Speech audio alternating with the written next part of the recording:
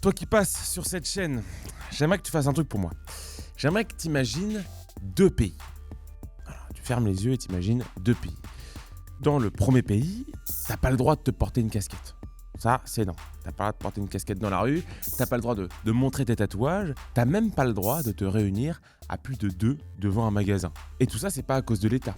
C'est parce que dans ce pays-là, casquette plus tatouage plus groupe de potes devant un commerce, ça veut dire gang.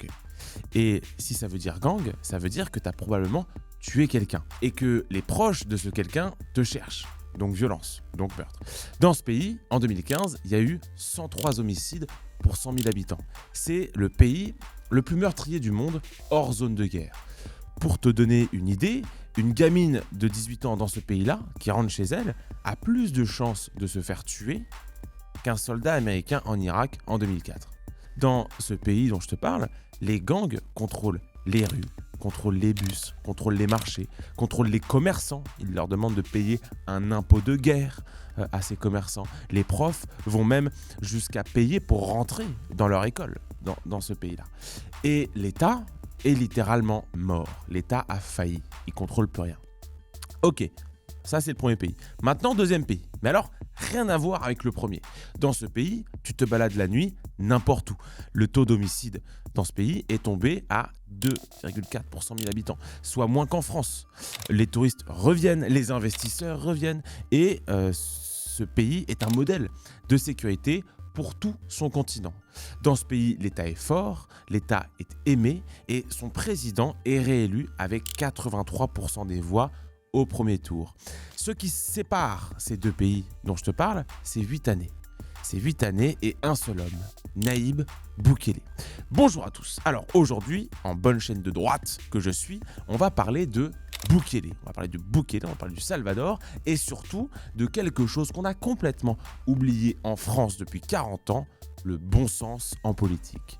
Le bon sens, on va voir, et j'en avais déjà parlé dans ma vidéo sur Bardella, on va voir que c'est pas une intuition de beauf ou d'électeurs RN frustrés, c'est une notion qui est très sérieuse en politique, et contrairement à ce qu'on dit de Bukele en Occident, ce mec-là est dans la droite ligne des penseurs de la philosophie politique depuis 2500 ans. Oui, je te jure, aussi lointain que ça puisse paraître. Et on va voir ce qui se passerait si on avait un Nayib Bukele en France. On va se régaler, je vous le garantis. Mais avant tout, je t'invite à liker, à commenter, à partager et surtout à t'abonner à la chaîne de Georges. C'est super important pour le référencement.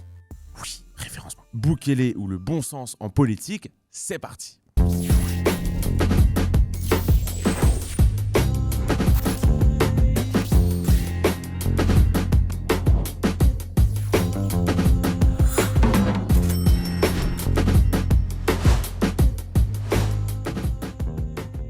Alors déjà, de quoi on parle ? Eh bien, on parle d'un pays. Ce pays, c'est le Salvador. Et le Salvador, c'est tout petit. C'est 6 500 000 habitants. C'est la superficie de la Bretagne.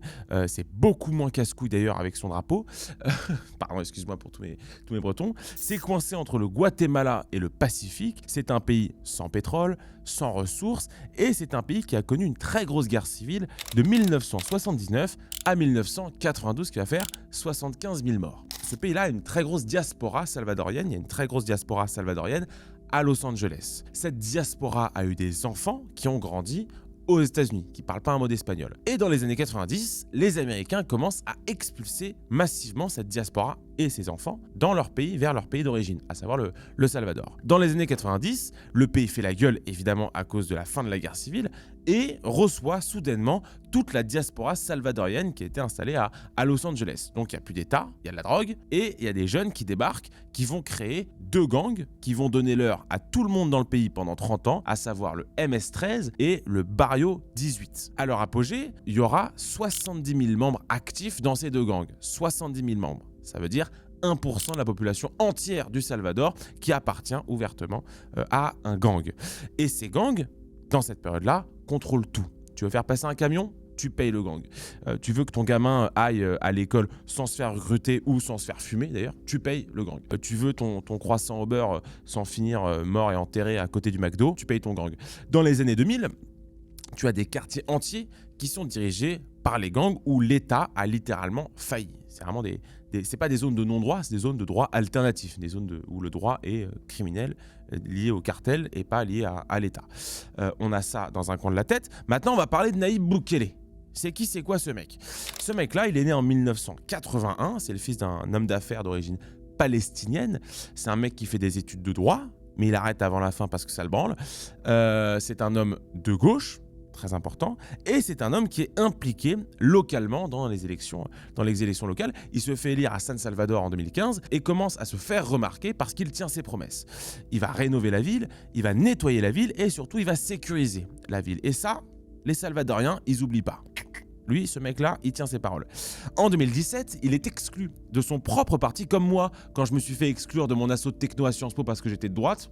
Hein, on se souvient, le moulin à disque, bref. Bukele se fait exclure pour indiscipline de son propre parti. Alors en réalité, il le racontera plus tard, c'est qu'il était trop indépendant des logiques de corruption de la politique de l'époque. Parce que tu te doutes bien qu'à l'époque, dans un parti politique, tu avais forcément un petit billet qui partait au cartel pour pas qu'on te casse les couilles. Alors lui, Bukele, il n'était pas très fan de cette pratique-là.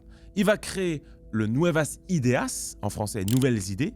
En 2019, il est élu à 53% des suffrages au premier tour, sans l'appui d'aucun des deux partis historiques. Et pourquoi je vais insister sur le fait qu'il n'est pas soutenu par le système, c'est qu'il considère, Bukele, que les intermédiaires entre lui et le peuple, c'est chiant. Ça le branle, ça le fait chier. Les journalistes, les experts, les partis, les communicants, tout ce qui va filtrer la relation entre le gouvernant et les gouvernés, entre le gouvernant et le peuple, c'est de la merde. Lui, il parle directement au peuple. Et le mec gère quasiment tout seul. Véridique, il tweet à 2h du matin ce qu'il veut faire, ce qu'il compte faire et avec qui il va le faire. Le tout en obtenant des résultats comme il l'avait fait à l'époque où il était maire de San Salvador. Donc il arrive à la tête du pays et il va s'attaquer à la criminalité. J'entre pas spécialement dans les détails, il y a beaucoup de vidéos qui le font pour voir comment il a géré la criminalité, mais il faut retenir 2 phases, 2019-2022 et 2022 à nos jours. La première phase, c'est une forme de tentative de conciliation et de tentative de petite répression policière. Il va mettre plus de moyens policiers, plus de renseignements et moins d'avantages aux détenus qui étaient en prison à l'époque. Les résultats sont là, très clairement. Le taux d'homicide, il passe de 51 en 2018 à 18 homicides pour 100 000 habitants en 2021. C'est chambé, mais Bukele, il se dit que c'est pas assez. Surtout, ce que comprend Bukele à ce moment-là, c'est que les gangs sont en train de s'adapter. Ils réduisent les meurtres visibles, mais ils continuent de structurer la société en parallèle. Et ça, pour mon Nayib Bukele, c'est non. Ça marche pas comme ça. La phase 2, on rigole beaucoup moins. 26 mars 2022, les gangs vont assassiner, on se tient bien, 87 personnes en 72 heures. Ce qu'ils veulent faire en faisant ça, c'est envoyer un message au président. Tu fais des manières, tu fais le fou, tu parles fort, mais c'est nous qui contrôlons le terrain, tu te détends direct. Erreur fatale. Redoublement demandé. Le lendemain, Bukele déclare l'état d'exception, il prend les droits de l'homme, il se torche le fion avec et il suspend tout ce qui restait de droit aux maras, donc aux membres des cartels, aux membres des gangs. Détention prolongée, plus d'avocats commis d'office, interpellation sur présomption. Donc il imite un peu ce que faisait le maire de New York, Giuliano, qui avait fait chuter, je vous rappelle, la criminalité dans sa ville, en arrêtant tous les mecs qui avaient des têtes bizarres. Bukele, il fait un peu pareil. En quelques mois, 77 000 personnes sont arrêtées, 40 000 soldats sont déployés et surtout, Nayib Bukele va créer le CECOT, ou CECOT, comme on dit en espagnol, pour Centro de Confinamiento del Terrorismo. Une méga prison de 40 000 places. Alors, niveau confort, t'es juste au-dessus de la cage d'escalier et pas très loin de l'Ibis Budget. C'est des cellules de 8, pas de cours, pas de télé, pas de téléphone, pas de sortie, uniforme pour tout le monde et t'as quasiment pas le droit de respirer. Et là, au niveau des résultats, c'est stratosphérique. En 2023, le taux d'homicide tombe à 2,4 homicides pour 100 000 habitants. Le mec a divisé par 43 la criminalité de son pays, du jamais vu dans l'histoire. Giuliani, il avait divisé la criminalité par 3 en 10 ans. Bukele, c'est par 43 en 1 an. Pas mal. Le mec est déchaîné. Conséquence logique, les Salvadoriens vont réélire le bonhomme à 83% au premier tour. Pas 53%, pas 60%, mais 83%. Donc là, la vidéo pourrait s'arrêter là. Un mec arrive avec un programme, il applique son programme et les gens sont heureux et ils le réalisent. Erreur. Parce que Bukele en dit autant sur la politique que ce que les Occidentaux ont dit de Bukele pendant 4 ans. Je m'explique. Quand on a vu le succès de Bukele au Salvador, la bourgeoisie culturelle et médiatique en Occident, les technocrates nous ont sorti leur clarinette magique. Ils nous ont dit, alors, c'est du fascisme, c'est de l'autoritarisme, c'est de la dérive démocratique, c'est du populisme, et j'en passe, et des pas mûrs. Quand c'était pas d'ailleurs une forme de racisme chelou, genre oui, mais alors attends, ça se passe au Salvador, les Salvadoriens comprennent pas trop la politique, c'est un peu des Péruviens avec des panchos et des armes lourdes, on s'en branle un peu de ce qui se passe là-bas, de toute manière, ils sont pas prêts pour les droits de l'homme. C'était un peu ça, la musique qu'on entendait, et je pense notamment à un article ou un reportage d'Arte qu'il y avait eu sur Bukele. En fait, tous ces mots compliqués pour décrire Nayib Bukele, pour masquer une seule réalité qui a caractérisé l'action de Nayib Bukele pendant son mandat, et d'ailleurs qui le caractérise encore aujourd'hui, le bon sens. Dans l'éthique à Nicomaque, Aristote distingue la sophia, la sagesse théorique, et la phronésis, qui est la sagesse pratique. Et c'est pas du tout pareil. Il explique, notre Aristote, que la théorie c'est très bien, c'est très utile pour l'élévation de l'esprit et de la morale, mais que c'est rien comparé à ce qui marche dans la vraie vie, dans le réel, dans le concret.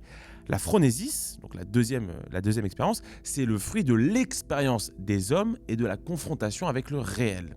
Et donc, pour Aristote, le bon gouvernant, c'est pas le plus diplômé, c'est celui qui est le plus en contact avec le réel. Quand Bukele est arrivé, il n'a pas pris les intermédiaires pour comprendre ce qui marchait et ce qui marchait pas. Il le savait déjà. Il a regardé son pays, il a vu ce qui avait merdé pendant 30 ans, il a vu ce qui avait marché ailleurs, en l'occurrence il a pris l'exemple des Philippines, de Singapour et un peu de la police de New York, et il l'a appliqué. Et c'est tout.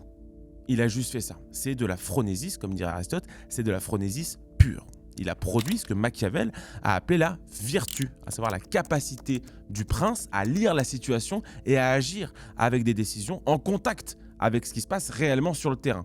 Pour reprendre la comparaison avec les animaux qu'utilise Machiavel dans son livre, il a été renard et il a été lion. Typiquement, quand il arrive, la première phase de Nayib Bukele dans son mandat, c'est la négociation. Il tente des compromis avec les gangs. Ça marche pas, action, réaction, comme dans les choristes, il devient un lion.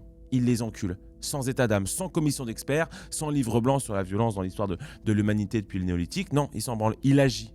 Nayib Bukele, il a fait.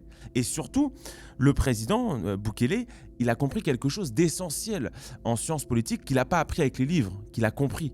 Il a compris que les gangs se développent quand l'État se retire. Donc il a réintroduit l'idée même d'un État dans la conscience, dans l'esprit des Salvadoriens. Et là vous allez me dire, oui, mais Georges, et les droits de l'homme dans tout ça, ce qui est la critique qu'on a sortie à Bukele pendant plus de 5 ans, c'est en mode oui, et vous respectez pas les droits de l'homme. Et Bukele, il a déjà répondu à ça. Qu'est-ce qu'il a dit quand on lui a posé la question des droits de l'homme? Il a dit « Mes bandes de fils de pute, est-ce que le premier droit de l'homme dans le monde, c'est pas celui d'être en vie? Est-ce que la sécurité, c'est pas le premier droit fondamental, préalable à tous les autres ?» Et là, il est génial. Il renverse totalement la charge de l'État. Quand on lui parle d'état de droit, il explique certains se plaignent que nous ayons emprisonné des milliers de personnes. En réalité, nous en avons libéré des millions. C'est génial. On adore ce raisonnement. Sous-entendu, l'État n'a pas à se préoccuper de ceux qui, volontairement, sont sortis de la société en étant des criminels. Mais l'État, il doit protéger ceux qui composent la société, à savoir les innocents. En conclusion, et c'est ce que les Français ont oublié, c'est que la liberté formelle, dans les mots, les beaux discours autour de la liberté, sans sécurité réelle, dans la rue, c'est une blague, c'est un sketch. Tu peux avoir tous les droits du monde, si tu te fais buter au coin de ta rue, tes droits n'auront servi à rien. Donc, Bukele a fait ça. Il a fait ça en sautant par-dessus, en enjambant quelque part les technocrates et les corps intermédiaires qu'il y avait entre lui et le peuple. Parce qu'il avait bien compris qu'on ne peut rien attendre d'une classe dirigeante qui est à l'origine du problème qu'elle veut résoudre. C'était déjà compris à l'époque par mon gars Friedrich Hayek en 1945, quand il expliquait que le problème politique ne sera jamais résolu par une connaissance lointaine de ce problème. Et typiquement, c'est ce qu'on a en France, un problème de centralisation. Ça marche pas. Un mec à Paris ne peut pas comprendre ce qui se passe dans le monde rural ou dans les quartiers nord de Marseille. Ça marche pas comme ça. On ne règle pas un problème sans l'expérience de ce problème-là. Et c'est pour ça d'ailleurs que je fais cette vidéo. Les problèmes de drogue qu'on a dans certaines narcovilles comme Marseille ou Nîmes ou même plus récemment Rennes n'ont aucune chance d'être gérés par des mecs qui n'ont pas vécu ces problèmes-là, qui habitent dans le 16e arrondissement de Paris. Ça marche pas comme ça, c'est impossible. Typiquement, Bukele, il a été maire d'une ville touchée par les gangs. Donc il sait comment ça fonctionne. Quand des experts avec des cravates sales lui ont dit « Oui, mais mec, la répression, ça marche pas, il faut une approche globale, de la réinsertion, il faut des câlins. » Il a regardé les 30 dernières années de politique sociale salvadorienne, typiquement des années où on proposait ces programmes de réinsertion aux criminels. Il a dit « Bah ça marche pas, du coup on va pas le faire. » Et c'est tout. C'est juste ce qu'il a dit. Bon alors, maintenant, pour le moment fun de la vidéo, on va se marrer un peu. On va voir ce qui se passerait si Nayib Bukele débarquait en France. Alors déjà, il faut le rappeler, toute proportion gardée, la France, c'est pas Salvador. Évidemment non. C'est pas ouf, clairement, mais c'est pas un narco-état encore. Pas la Belgique. On est à 1,2, je crois, homicides pour 100 000 habitants. Donc c'est assez peu, mais c'est pas uniforme. C'est pas réparti pareil dans tout le pays. La Seine-Saint-Denis et Marseille, c'est le double, typiquement.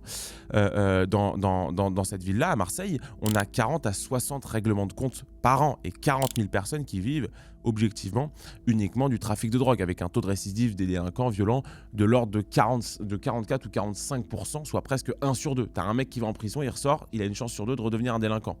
Un truc qui déconne. Donc, si on se base sur ce qu'il a fait au Salvador, et donc ce qui a marché concrètement, qu'est-ce que ferait Bukele en France? Il mettrait directement fin à la guerre judiciaire qu'on a contre notre police en France. Il instaurerait la présomption de légitime défense dans l'exercice policier, chose que d'ailleurs les syndicats policiers demandent depuis 20 ans. Tout comme il l'a fait dans son pays, il mettrait les mains dans la merde directement sur la question du narcotrafic.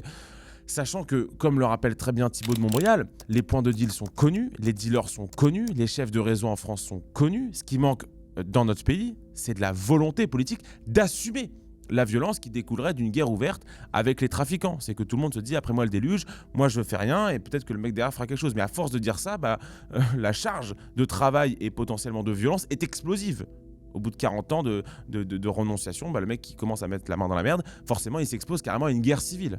Bukele, lui, il assumerait tout, sans hésiter.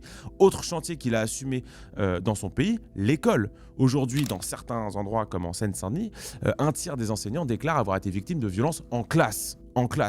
Et bon nombre des profs ont peur d'aborder certains sujets, ce qui explique d'ailleurs le vote RN chez les profs. Bukele, puisqu'on parle de bon sens, appliquerait ce que tout parent sait déjà pour son propre enfant, à savoir sans autorité réelle, sans sanction réelle, il n'y a aucune éducation possible. Ça veut dire quoi? Ça veut dire retour de l'autorité, expulsion des parents à problème et évidemment retrait des aides sociales pour les parents d'enfants qui cassent les couilles. Ça me paraît la base. Nayib Bukele construirait des prisons, des vraies prisons, des prisons que tu redoutes, des prisons qui ne te donnent pas envie d'y aller, des prisons où tu n'as pas TikTok ou des courses de karting entre délinquants et entre criminels. Non, pas ce genre de prison. En France, on a actuellement 75 000 détenus pour 60 000 places. Ça fait 40 ans qu'on nous dit oui, il n'y a pas de place de prison, surpopulation carcérale, je sais pas quoi. Je rappelle que ce problème de surpopulation carcérale en France, et même le problème de récidive, ça fait 40 ans qu'il existe. 40 ans qu'il y a des mecs qui planchent tous les jours pour se dire comment on règle ça. Bukele, en 1 an, il a construit le SECO, la prison dont je parlais tout à l'heure. Il l'a construit en moins d'1 an d'ailleurs, en 9 mois. 9 mois. En France, quand tu mets 15 ans à t'accorder sur une ligne de tramway, pose-toi les bonnes questions. Bukele, il règle le problème de la surpopulation carcérale en 9 mois. Ce que nous apprend Bukele avec son rapport à l'action, au faire, à l'agir en politique, c'est qu'en France, on a choisi notre impuissance. Le problème de la surpopulation carcérale, il est réglable en 9 mois. C'est ce que nous a montré Bukele. Le problème de l'éducation des enfants en France, il est réglable en quelques réformes. Ce que nous a montré Bukele. Le problème des gangs, il est réglable en 3 ans. Ce que nous a montré Bukele. C'est ça ce que nous apprend Bukele. C'est que c'est possible. C'est qu'on peut le faire. C'est que si on a le courage de nos idées, si on a le courage de vouloir rétablir l'ordre en France, on peut le faire. Donc ce que ferait Bukele s'il arrivait en France, c'est qu'il parlerait directement aux gens, sans filtre. Et alors évidemment, tout le système s'y opposerait. La Constitution, la CEDH, l'Union européenne et évidemment le complexe médiatico-judiciaire qui tomberait sur la première décision prise par l'État avant même que l'arrestation soit prononcée. Ça irait dans la Cour des droits de l'homme, en cour d'appel, en cassation ou je ne sais quoi, tout ce qui empêcherait l'État d'appliquer véritablement des vraies réformes. Malheureusement, pour l'instant, le tempo médiatique et culturel français est structurellement pensé pour empêcher ce que le bon sens, pour empêcher que les bonnes décisions politiques, les décisions qui sont vraiment efficaces, soient prises. Et c'est d'ailleurs tout le paradoxe qu'il y a en France et dans les sociétés occidentales. Donc les sociétés qui ont le plus besoin d'un Bukele sont exactement celles qui ont construit le plus de barrières institutionnelles contre lui. Donc évidemment, Bukele, c'est pas un saint. Je suis pas là en train de magnifier Bukele. Parmi les 77 000 arrêtés qu'il y a forcément des gens qui n'ont pas eu de chance, qui étaient là au mauvais endroit, au mauvais moment. Donc il est critiquable, et c'est légitime de le critiquer. Mais j'ai envie de vous dire, c'est pas la question. On ne doit pas juger un homme politique sur ce qu'il nous inspire de bon ou de mauvais. On doit se demander, est-ce que cet homme politique est efficace? Est-ce qu'il est utile? Est-ce que ça marche? Et la réponse, avec Bukele, c'est oui. 103 homicides pour 100 000 habitants, c'est des familles qui sont racketées, c'est des drames permanents, c'est une condamnation de la société à la violence et à la vengeance, c'est la fin de l'État qui protège, bref, c'est le malheur. Et avant Bukele, les défenseurs des droits humains, ils existaient. Évidemment, c'était les mêmes. Les ONG, les journalistes, les experts, tous ces gens-là qui cassent les couilles aujourd'hui à Bukele, ils existaient avant. Mais ils disaient rien. Ils disaient rien quand les familles étaient endeuillées par la guerre entre les gangs. On a l'impression que ces corps intermédiaires préféraient cette situation à celle de l'ordre qu'a rétabli Bukele. Sauf que la politique, et peut-être c'est le plus important point de cette vidéo, la politique, c'est pas la morale. La politique, c'est la gestion des conséquences réelles, et pour des gens qui sont réels. Et comme dirait Hobbes, quand même le ponte de la science politique, comme dirait Hobbes, gouverner, c'est assumer la réalité telle qu'elle est, pas telle qu'elle voudrait qu'on soit. Si c'est la merde, eh ben c'est la merde, et on prend des décisions pour que ce soit plus la merde. Voilà. On ne va pas imaginer une réalité fantasmée qui n'existe pas, parce que le problème, et c'est, je pense, l'hallucination collective dans laquelle les élites françaises sont, c'est que si on imagine une réalité qui n'existe pas, on va vivre dans cette hallucination collective. Donc on va prendre aucune décision sur la réalité puisque notre perception du réel est bonne, puisque dans notre perception, dans notre imaginaire, il n'y a pas de problème. Le problème de la délinquance française, il est là. On pense qu'on va régler la criminalité dans notre pays en améliorant les conditions sociales dans une forme de pensée un peu magique et un peu marxiste, sauf qu'on n'a jamais aujourd'hui investi autant dans les quartiers d'où proviennent la criminalité et on n'a jamais eu autant de criminalité. Donc ça marche pas. Voilà, un peu de bon sens. Et ce même bon sens nous dit que certaines personnes ont fait des choix individuels, des choix souverains, et ces choix coûtent de l'oseille et de la tranquillité à la société. Et que le premier droit de cette société, avant l'égalité, avant le bonheur ou je ne sais quoi, comme dirait Bukele, c'est la sécurité. Et la clémence envers les criminels, et c'est ce qu'avait dit Nayib Bukele dans une interview, la clémence envers les criminels, c'est la cruauté envers les victimes. C'est le même mouvement. Et ça, c'est pas de droite et c'est pas de gauche, c'est juste 2500 ans de philosophie politique appliquée à un pays. Voilà, merci à tous d'avoir suivi cette vidéo. N'hésitez pas à liker, à commenter, à partager et surtout à vous abonner à la chaîne de Georges. Dites-moi ce que vous en avez pensé. Dites-moi si vous avez d'autres exemples d'hommes politiques qui ont su rétablir la sécurité dans leur ville. Comment ils ont fait? Quelle philosophie les a amenés à faire ce qu'ils font? Moi, je pense qu'on manque de bon sens dans notre beau pays qu'est la France et qu'un peu de bon sens, 2-3 tartes et quelques places de prison réglerait beaucoup de choses. Pas tout, mais beaucoup de choses. Alors, prenez soin de vous et de vos proches. Vive la France et vive ce qu'il en reste. Vive le bon sens et vive ce qu'il en reste. Time!